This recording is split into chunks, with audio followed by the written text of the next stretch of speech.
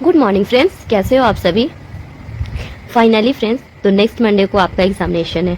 जान रहे, थोड़ा सा आपको डर लग रहा होगा और थोड़ी सी कहीं पे आपके मन में खुशी जरूर हो रही होगी कि फाइनली अब जाके आप किसी कॉलेज में एडमिशन ले पाओगे। जिस भी कॉलेज में आपका एडमिशन लेने का सपना हो उस कॉलेज में आप जा पाओगे। आप अपना पढ़ाई को कंटिन्यू कर पाओगे बिकॉज आपके सामने ये 2 मंथ का ब्रेक लग गया होगा। सारे बच्चे आगे निकल गए, सारे दोस्त आगे निकल गए और आपके सामने ये 2 मंथ्स का ब्रेक आसान नहीं होता है, बट आपने कर लिया। 2 महीना बीत गया और फाइनली एग्जाम दोगे फ्रेंड्स और आप आगे कॉलेज में एडमिशन लोगे। ये मैंने एक बहुत ही इम्पॉर्टेंट, मतलब फ्रेंड्स अब तक का ये सबसे इम्पॉर्टेंट वीडियो है। आपने अपने जो प्रीवियस एग्जाम है यानी जो आपके बोर्ड एग्जाम है, आपने ये ऑब्जर्व किया होगा कि आप जितना मार्क्स डिजर्व करते हो, जितना आपने एक्सपेक्ट किया होगा, आपको उतने मार्क्स नहीं मिले। इसका एक मेन रीजन पता है क्या है? आपका आंसर राइटिंग स्किल। कहने का मतलब है कि आपके आंसर शीट को, आपके पेपर को प्रेजेंट करने का तरीका। कई बार ऐसा देखा गया है फ्रेंड्स कि कई बच्चे ऐसे होते हैं जो मतलब पढ़ने में उतने अच्छे नहीं होते हैं, बट उनका आंसर राइटिंग का स्किल बहुत अच्छा होता है, पेपर को प्रेजेंट करने का तरीका बहुत अच्छा होता है, जिसके कारण से जो पढ़ने में काफी अच्छे बच्चे हैं उनसे भी वो बच्चे अच्छे मार्क्स लेके आ जाते हैं। तो ये एक बहुत इंपॉर्टेंट रोल प्ले करता है फ्रेंड्स। अगर आप चाहते हो ना कि आपके एग्जामिनेशन में इस बार बहुत अच्छे मार्क्स आए और आपने पढ़ाई भी की है, तो आपको फ्रेंड्स वहाँ पे पेपर को प्रेजेंट करने का एक सही तरीका आना चाहिए, जिसके ऊपर आज का ये हमारा एक बहुत इंपॉर्टेंट वीडियो है। स्वागत है फ्रेंड्स आप सभी का अपना स्टडी स्लिक यूट्यूब चैनल पे। गाइस, रिजल्ट के बाद, एग्जामिनेशन के बाद प्लीज मुझे भूल मत जाना, चैनल को सपोर्ट करते रहना, बिकॉज फ्रेंड्स मुझे आपकी सपोर्ट की जरूरत हमेशा रहेगी, इसलिए प्लीज मुझे भूलना मत। और अगर आप सभी में से कोई है जिन्होंने अभी तक चैनल को सब्सक्राइब नहीं किया है तो गाइस कर लो ना सब्सक्राइब प्लीज। मेहनत लगती है गाइस मेरे वीडियो बनाने में, और उसमें अगर कोई सब्सक्राइबर मिलते हैं तो थोड़ी सी खुशी मुझे मिलती है। इस वीडियो को एक लाइक जरूर कर देना और अपने सारे दोस्तों के साथ इसको शेयर जरूर कर देना। अब आगे कंटिन्यू करते हैं वीडियो को। आप कैसे स्टूडेंट हो एग्जामिनर को नहीं पता होता है, वो डिसाइड करते हैं आपके पेपर को देखकर, आपकी आंसर शीट को देखकर। एक चीज आपको याद रखनी है फ्रेंड्स, आपका पेपर का जो फर्स्ट इंप्रेशन होता है ना, वो एक बहुत इंपॉर्टेंट रोल प्ले करता है। शुरू के 7-8 पेजेस का इंप्रेशन जो है वो ये डिसाइड करता है कि आप कैसे स्टूडेंट हो। आप एक पढ़ने वाले बच्चे हो, मतलब आपने सीरियसली एक बहुत ही अच्छे से एग्जामिनेशन दिया। बिकॉज बहुत सारे ऐसे बच्चे होते हैं जो पढ़ाई नहीं भी करते और पेपर देते हो तो टीचर को उसमें समझ आ जाता है उनकी हैंड राइटिंग से, उनको पेपर के प्रेजेंट करने के तरीका से। तो और आप अच्छे से पेपर को प्रेजेंट कर रहे हो, अच्छे से लिख रहे हो, टीचर को लगेगा नहीं ये तो पढ़ने वाला बच्चा है। तो फ्रेंड जैसे ही एग्जामिनर का एक इंप्रेशन सेट हो जाता है आपका पेपर को लेकर कि नहीं ये तो एक पढ़ने वाला बच्चा है, तो उसी इंप्रेशन के सेट होने के बाद से एग्जामिनर उसी को ध्यान में रखकर मार्किंग करता है, उसी हिसाब से वो मार्क्स आपके आंसर पर देते हैं। ठीक है, तो ये तो आप समझ गए कि शुरू के जो आपके पेजेस होते हैं 7 से 8, वो आपको बहुत ही अच्छे से लिखना है, वो दम इंप्रेशन डिसाइड करने वाला है टीचर का। अब चलते हैं फ्रेंड्स आपके टिप्स नंबर 2 पे। जो पूछा गया है ना उतना ही लिखो इन 2 मार्क्स वाले क्वेश्चन। देखो फ्रेंड्स 2 मार्क्स वाले जो क्वेश्चन होते हैं उसमें कई बच्चे मतलब पूरा भर भर के लिखना स्टार्ट कर देते हैं, जो कि 2 मार्क्स वाले क्वेश्चन के लिए बिल्कुल सही बात नहीं है। अगर आपको समझ नहीं आता है कि हम 2 मार्क्स वाले में कितना अंतर लिखे, तो आप ये कर सकते हो कि जितने मार्क्स का पूछा गया है आप उसका डबल लाइन कर दो। मतलब 2 नंबर का क्वेश्चन है तो आप उसको मैक्सिमम 4 लाइन तक आंसर लिखो। उससे ज्यादा अगर आप लिख रहे हो, डिटेलिंग में जा रहे हो, दैट मीन्स कि फ्रेंड्स आप अपने टाइम को वेस्ट कर रहे हो। सिंपल लैंग्वेज में समझ लो, ठीक है, आप अपने टाइम को वहां पे वेस्ट कर रहे हो, जो कि सही बात नहीं होगा फ्रेंड्स। बिकॉज आगे आपके 5 मार्क्स वाले क्वेश्चन रखे हुए हैं, उसमें आपको अपना सारा दिमाग लगाना, उसमें आपको अपना वहां पे टाइम को देना है। तो 2 मार्क्स वाले क्वेश्चन पे ज्यादा टाइम देकर अपने टाइम को वेस्ट नहीं करना है। ठीक है, टिप्स नंबर 3 फ्रेंड्स, हमें अपने पेपर को लंबा दिखाना है। हमें ये दिखाना है टीचर को कि हमने कॉपी पूरा भरा है, अच्छे से पूरी कॉपी को भरा है। अभी तो देख के लगेगा ना हाँ इस बच्चे ने पूरे पेपर में मतलब अच्छे से अटेम्प्ट किया, सब कुछ लिखा हुआ है। पेपर अगर आपका खाली खाली रहेगा तो उसका इंप्रेशन आप खुद से ही सोच लो कि अच्छा इंप्रेशन नहीं होगा। तो पेपर हमें दिखाना है कि हमने पूरा भरा है, तो वो कैसे होगा? वो पॉसिबल सिर्फ और सिर्फ कब होता है फ्रेंड्स? 3 मार्क्स वाले क्वेश्चन पे, 5 मार्क्स वाले क्वेश्चन पे आप उसमें पूरा घुमा फिरा के विथ एग्जाम्पल अच्छे से एक्सप्लेन करके लिख सकते हो। बट उसके लिए चाहिए क्या? Your tips number 3 which is time management. बहुत ही एक इम्पॉर्टेंट है फ्रेंड्स। टाइम मैनेजमेंट एक फ्रेंड्स बहुत ही एक इम्पॉर्टेंट थिंग है।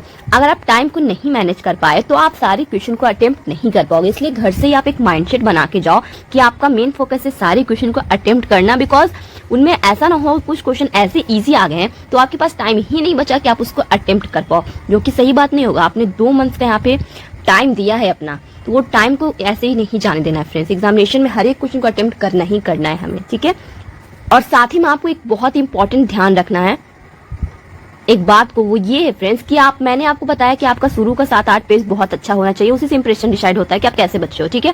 तो ऐसा बिल्कुल नहीं होना चाहिए कि शुरू का आपने बहुत अच्छे से राइटिंग में लिखा और होता क्या है कि हमारे पास टाइम कम बचता है ना, तो हम बस चाइनीज में लिखना स्टार्ट कर देते हैं, मतलब कि राइटिंग बहुत ही खराब हो जाता है, जो कि टीचर को पसंद नहीं आएगा।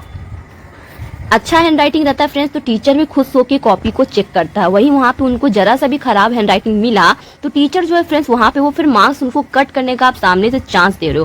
तो आप ये कोशिश करना कि जो आपकी हैंड राइटिंग है वो लास्ट होते होते तक बहुत ज्यादा खराब ना हो, ठीक है। हैंड राइटिंग पे थोड़ा ध्यान देना, इस पे ध्यान नहीं दे के बच्चे अपने कॉपी को भरने में ज्यादा ध्यान देते हैं, वहां पे हैंड राइटिंग भी इंपॉर्टेंट होता है। बहुत सुंदर सुंदर लिखने की जरूरत नहीं है, मैं ऐसा नहीं बोल रही बहुत खूबसूरत लिखो, दम अंत तक टाइम है नहीं, ऐसा मेरा कहना नहीं, बिल्कुल नहीं है फ्रेंड्स। बस इतना लिखो कि टीचर को साफ साफ पता चले, ठीक है। समझ गए ना फ्रेंड्स कैसे लिखना है। योर नेक्स्ट स्टेप इज, अगर आप सेक्शन वाइज अटेम्प्ट नहीं करते हो तो क्या होगा। एक स्टूडेंट का भी मेरे पास कमेंट आया था कि जरूरी है क्या हमें सेक्शन वाइज अटेम्प्ट करना। तो अब यहाँ पे इस बात को समझो अच्छे से। मतलब फ्रेंड्स अगर आप सब मिला के लिख देते हो, सेक्शन ए का आपने 2 क्वेश्चन बना दिया, सेक्शन बी का 2 क्वेश्चन बना दिया, अब उस सिचुएशन में क्या होता है कि जो आपके एग्जामिनर है वो शायद मिस कर दे कि ये क्वेश्चन 2 मार्क्स का था या फिर 3 मार्क्स का था। इसी चक्कर में वहां पे आपकी जो मार्क्स है वो इस तरीके से कट सकते हैं, मतलब टीचर से ही मिस हो गया, बिकॉज क्या किया आपने पूरा मिक्सअप कर दिया वहां पे, तो टीचर वहां पे थोड़े से कंफ्यूज हो गए।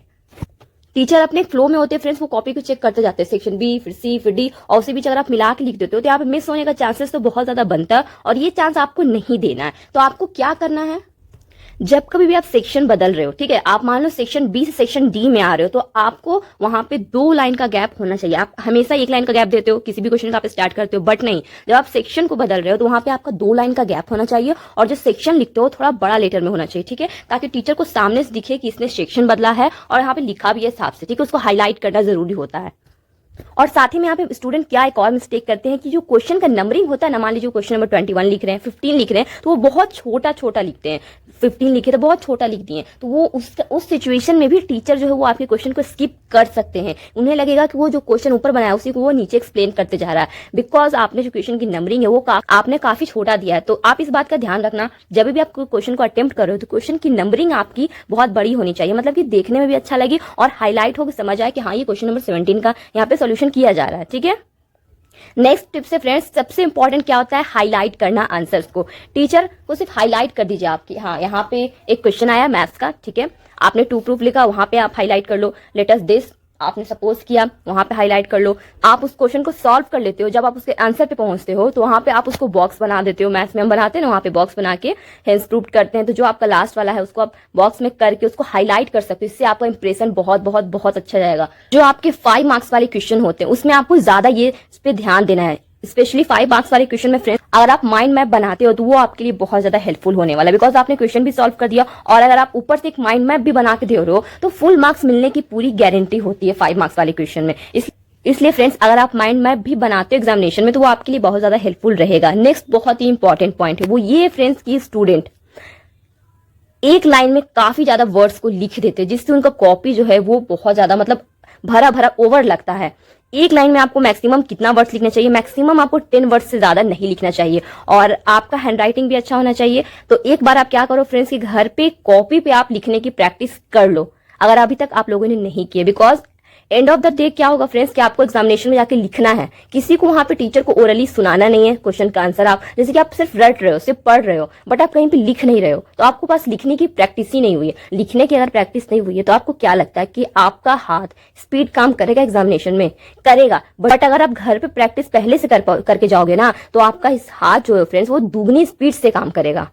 इसलिए अभी भी टाइम है, अभी तो आपका रिवीजन का ही टाइम है, तो कोई एक सैंपल पेपर उठा के आप उसको कॉपी में ही कुछ सॉल्व करने की कोशिश करो और स्पीड बनाने की कोशिश कर सकते हो, ठीक है। आखिरी के दिनों में यही सब किया जाता है, रिवीजन के साथ साथ अपना स्पीड की भी प्रैक्टिस की जाती है, बिकॉज वहां पे पूरा खेल फ्रेंड्स आपका टाइम का है कि 3 आवर्स में आपको पूरा पेपर कंप्लीट कर लेने। तो अगर स्पीड रहेगा, प्रैक्टिस रहेगा, तभी तो आप पेपर को टाइम पे कंप्लीट कर पाओगे, ठीक है। तो मैक्सिमम आपको एक लाइन में 10 वर्ड्स लिखने, ज्यादा कम भी नहीं लिखना है। कोई बच्चे 5-6 वर्ड्स ही लिखते हैं ताकि उनका कॉपी पूरा भर जाए, और टीचर देखो फ्रेंड्स वहां पे बैठे हुए बेवकूफ नहीं है, उन्हें समझ आ रहा है कि ये बच्चे ने इतना कम लिखा है, मतलब कि कुछ यहाँ पे है गड़बड़, ठीक है।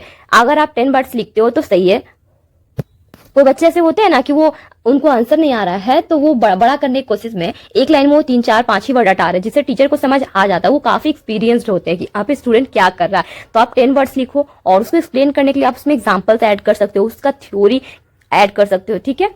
नेक्स्ट बहुत ही एक इम्पॉर्टेंट है, आपका paper friends neat and clean दिखना चाहिए। कहीं पे भी आपका पेपर में गंदा नहीं होना चाहिए।